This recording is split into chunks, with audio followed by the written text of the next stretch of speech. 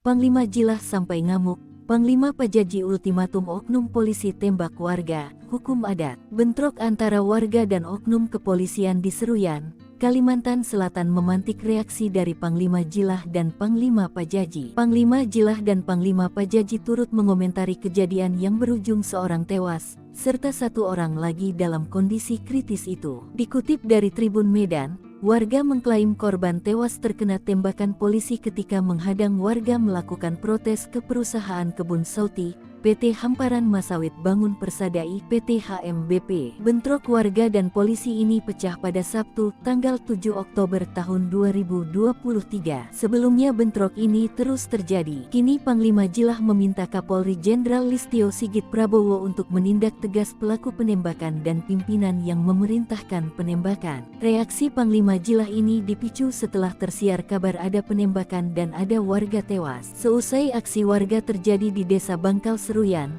Kalimantan Tengah Kalteng, sekitar areal kebun PT Hamparan Masawit Bangun Persadai PT HMBP. Bahkan Panglima Jilah menyebut bila tindakan kepolisian telah semena-mena terhadap masyarakat di Kabupaten Seruyan, Kalimantan Tengah. Selain Panglima Jilah, Panglima Pajaji yang sudah menganggap Panglima Jilah seperti abang sendiri juga marah besar. Pemimpin pasukan Pantak Padagi Borneo itu mengecam keras aksi main tembak anggota polisi tersebut. Dia menyayangkan pihak kepolisian yang bertindak gegabah.